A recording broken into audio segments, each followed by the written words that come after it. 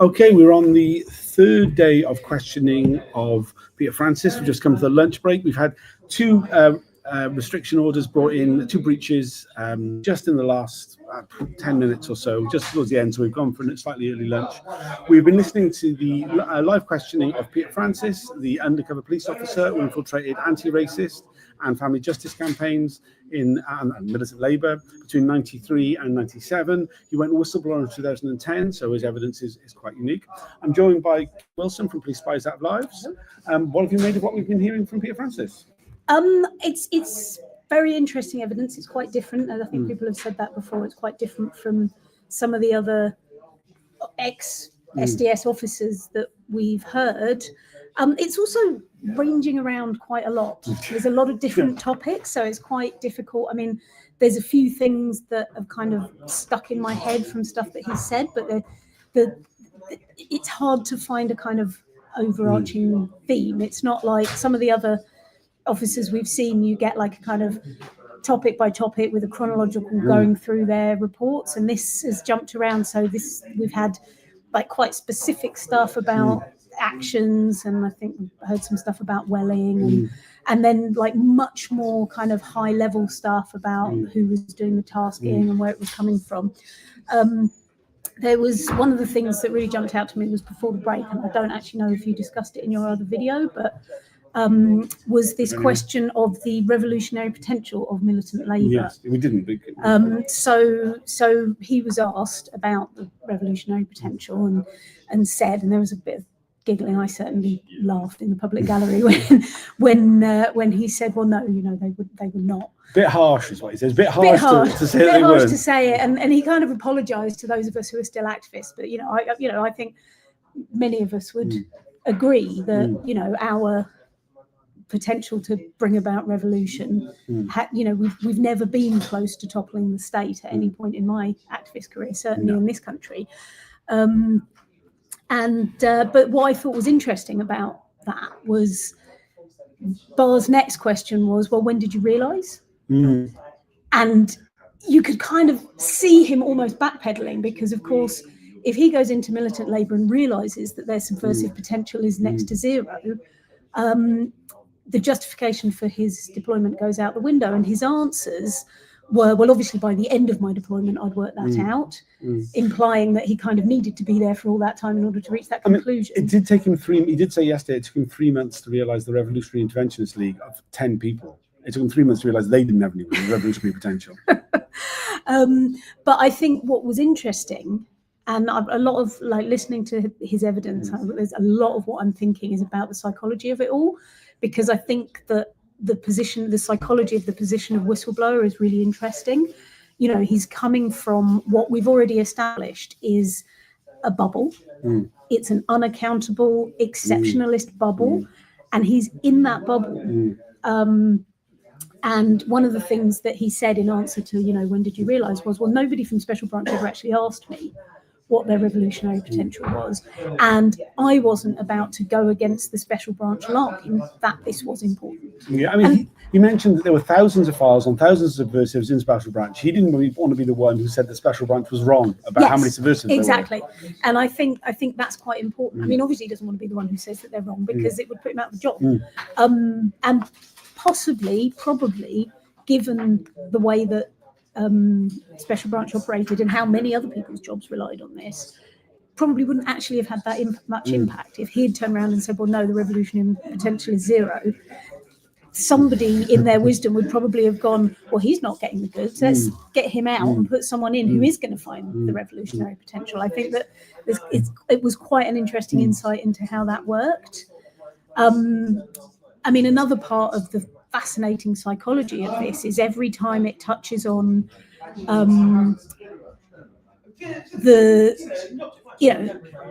appears that Francis went through some quite violent incidents. It sounds like he himself was quite violent during those incidents. And I think that the experience of going through that, and probably the camaraderie around it. So there was one individual who he described as extremely violent. He kind of said if Special Branch had a very violent category, then this man would have been in it. and then kind of immediately said, I mean, you know, no disrespect, he was a good fighter. And that was that kind of weird split that I guess, you know, in the context of going through, you know, beating people up or being beaten up or just being scared or being in those situations, these are the people who have your back. The cops don't have your back. The cops going to beat shit out of you. You know, the FASH don't have your back, even though like they are the people that your colleagues at work are essentially supporting. So there's got to be this really weird, messed up thing, which, you know, and he says quite openly during his evidence, this is an area that, you know, my memories are messed up. I have flashbacks about. I don't really know how to. I mean, it is like the whole thing about his memory about violent incidents. He can't recall the specifics, but he's very sure that people are violent. And in some cases, I mean, we talked about it in the last video, but when he talks about people like Paul Heron being violent, I'm afraid he loses a bit of credibility on that. He does a bit, yeah. And like more than a bit, you know. And I mean, at times like that, and particularly his use of language, like you just talked about, oh, no disrespect, he was a good fighter. He just reminds me of like that bloke at the bar, like the old fella at the bar was talking about, oh, those lads can look after themselves. Oh, well, you know, a bit tasty, and all this kind of sort of stuff. Yeah, and there's obviously also an element of pride in his own ability to hold his own in a fight. It all, you get into those topics and immediately the evidence starts to feel quite garbled and messed up. But then, as I said, we also have this kind of quite high level stuff. So we've seen documents displayed that quite a lot of people went, oh, that's an odd one. I've never seen an intelligence report like that. And Francis himself said, oh, that's an unusual one. I've not seen that. And we saw a completely redacted document with some gists on it that basically said this was the security services commentary on the intelligence. So it was MI5, and in this instance saying, yes, this is good intelligence and it's valuable intelligence. This is what we want. And we also saw right towards the end, and this is we were a bit delayed starting this video because I wanted to check that I wasn't going to get thrown in Facebook jail for saying this, but it's actual jail. Actual jail, yeah, sorry, actual jail, yes.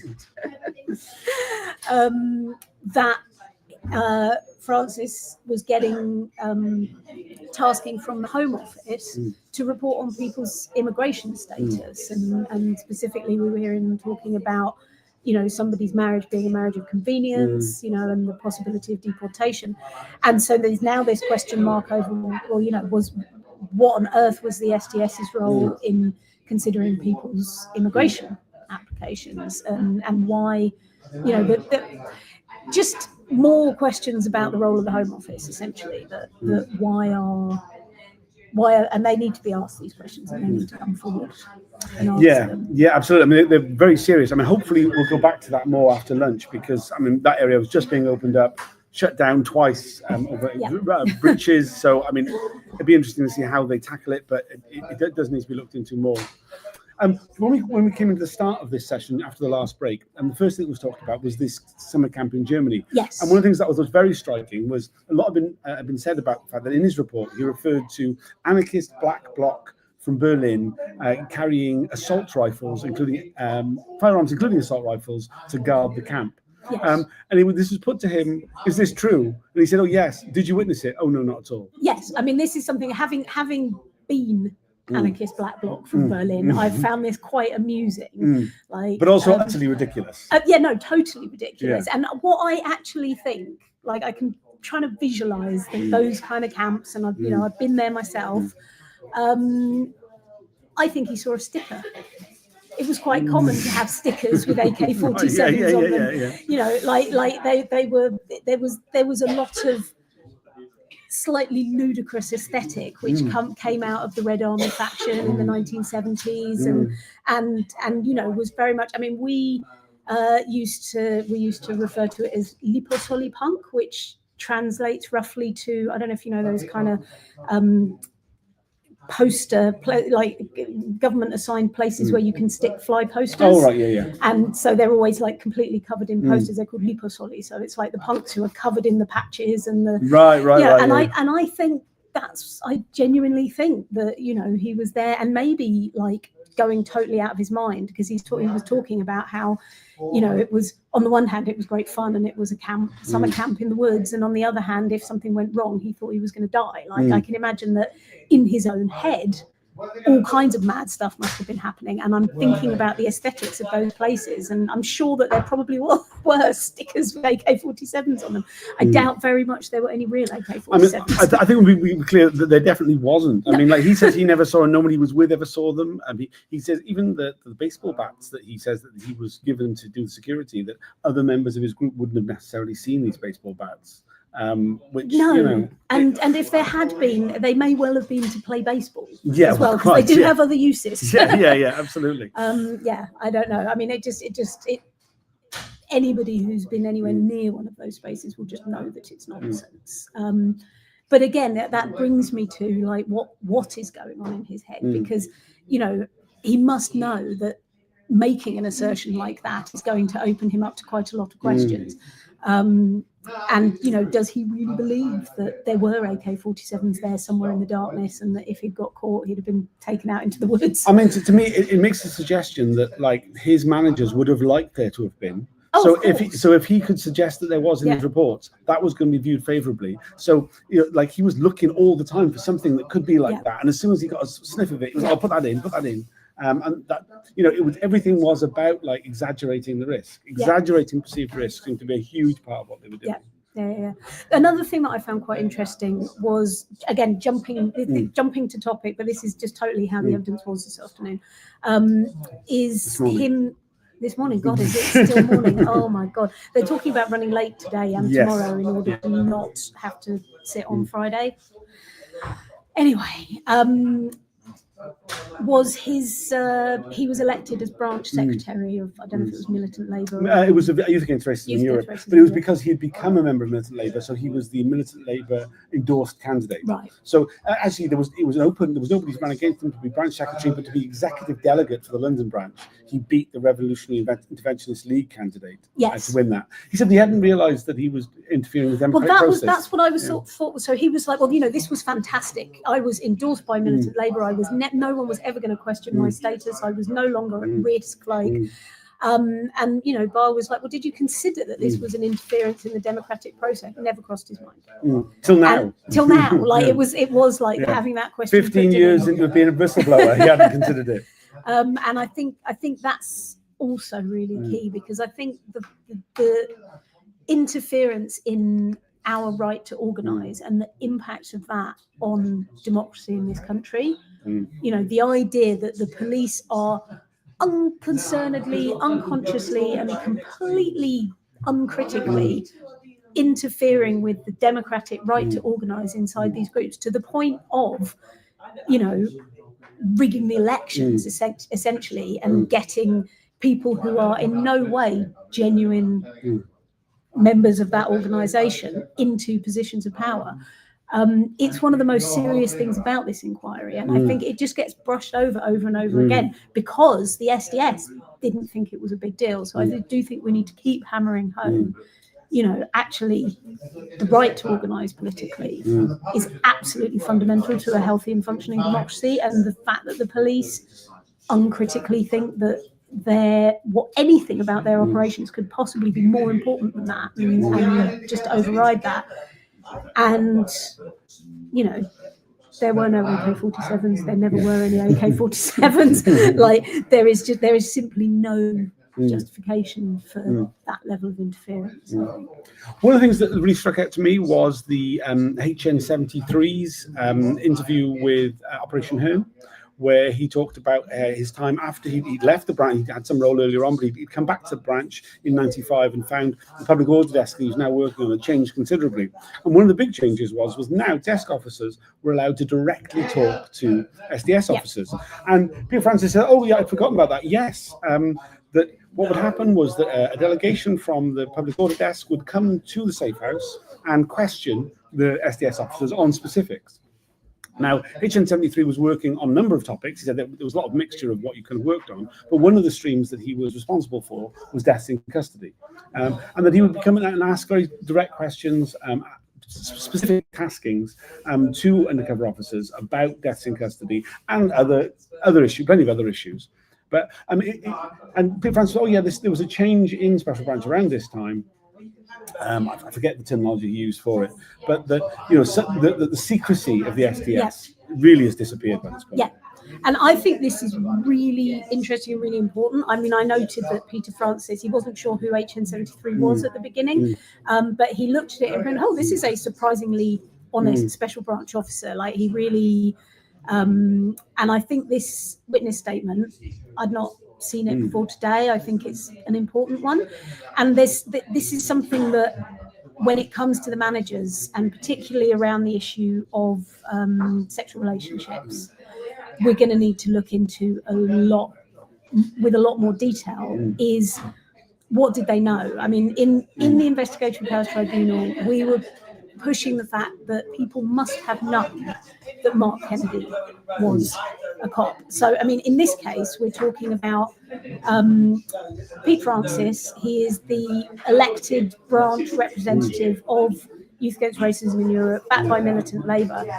We know, and this is something that the inquiry is very unwilling to go into, but we know that there were also informants being paid, real people who, for whatever reason, had been persuaded by the police to pass them information.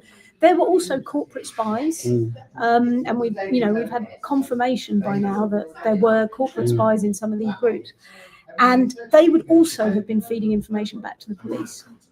And the police's line on this has been, yes, but the people receiving that information would not have known that so-and-so is an undercover officer. So even if they're getting the information that they have a girlfriend, they're getting the information, in my case, that Mark Stone had a girlfriend, and they don't know that Mark Stone is an undercover cop.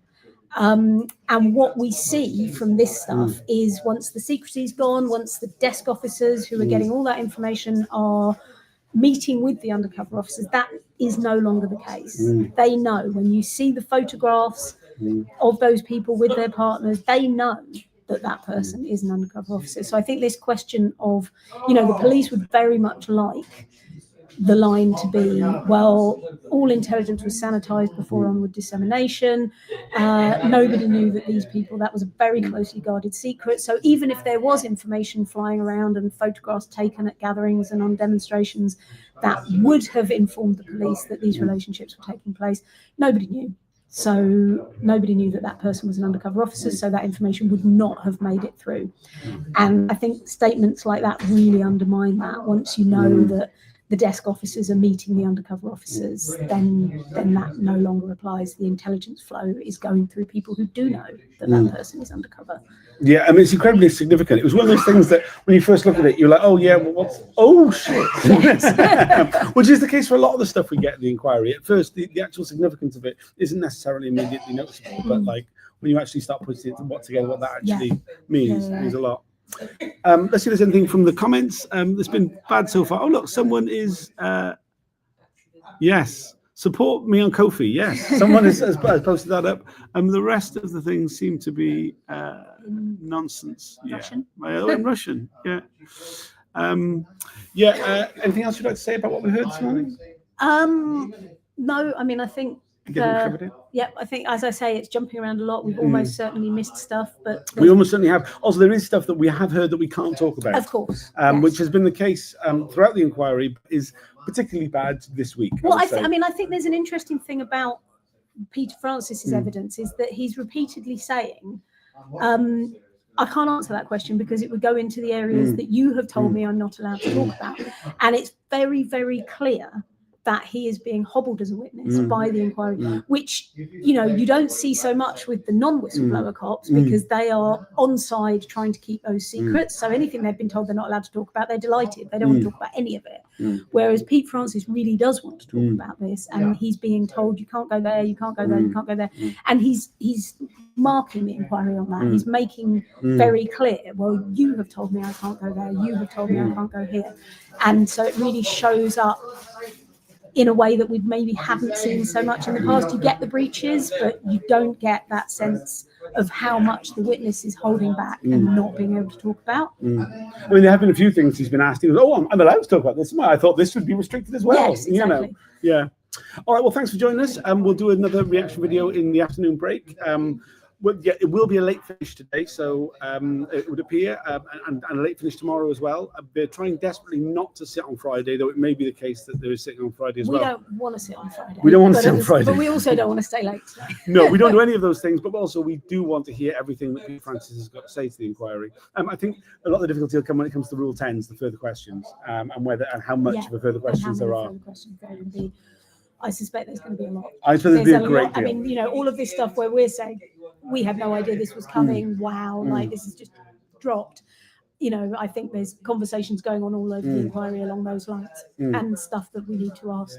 Yeah, I mean, questions about. There is a lot of lawyers here this week. I mean, today, like so many lawyers, they're actually in the public gallery as well because there's not enough space for them in the lawyers area, including some celebrity lawyers. Some of whom rushed out during the hearing to report to their clients because their clients had been mentioned in ways they weren't expecting them to be. So, I mean, there's a lot. There's a lot. There's just a lot. There's just a lot. There's a lot. It's all a lot. But I mean, there's a few journalists there today. You kind of hope there'll be more coverage of what's happening, though. I mean, I would say the coverage that has happened has been limited to the usual suspects in the Guardian and so forth, and to a large extent to the usual topics as well. Yes. So we're talking about the racism, we're talking about the sexual relationships, but I think there's a lot more very interesting stuff coming out in this evidence. And just quickly while we're here, I mean, you're going around talking to people about all the other things and your own experiences with your book tour you're currently on. Do you want to plug? Well, so we will be in Cardiff at the Jomec School of Journalism, Media and Cultural Studies. We'll be in Bristol at Base Community Centre on Saturday, and we will be in Machynlleth, right on the west coast of Machynlleth, sorry, on the west coast of Wales. Call it Mac is the easier way to approach it. With literary cat books at the Wednesday Pizzeria, and next weekend we'll be off as well, talking about stuff from the inquiry, talking about the book, obviously, and so yes, if you're in any of those places, then come along and join us. And I'll do another video with Tom next week to plug next weekend's event. Yes, yeah. All right, thanks for joining us. We're going to have some lunch, and we'll see you all this afternoon. Bye for now.